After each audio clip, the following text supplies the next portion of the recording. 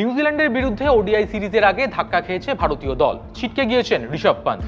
শনিবার বড়োদরায় অনুশীলনের সময় গুরুতর চোট পান তিনি। নেট প্র্যাকটিসের সময় থ্রোডাউন স্পেশালিস্টের একটি বল পন্থের ডান দিকের পাঁজরে লাগে। কি অবস্থায় রয়েছেন তিনি, কিভাবে লাগলো এই চোট, জেনে নেব।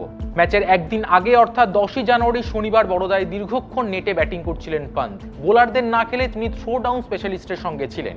সেই সময় একটি বল অতিরিক্ত বাউন্স করে।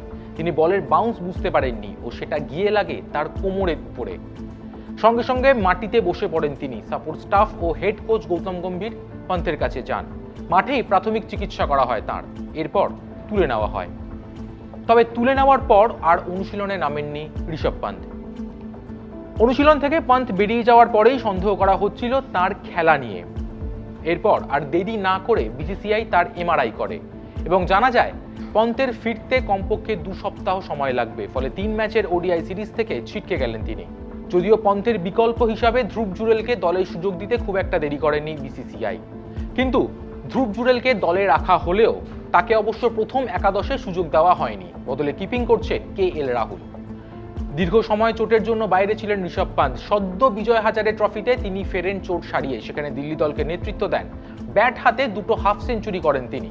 ঘরোয়া ক্রিকেটে দুর্দান্ত পারফরমেন্স করে তিনি দেশের জার্সিতে কামব্যাক করেন। তবে কামব্যাকের আগেই নতুন করে চোট পেলেন তিনি, যার ফলে দেশের জার্সিতে ফেরা আবার কঠিন হয়ে উঠল। সামনে পান্থের কোনো আন্তর্জাতিক ম্যাচ নেই। ফিট থাকতে তাকে ঘরোয়া ক্রিকেটেই ফিরতে হবে।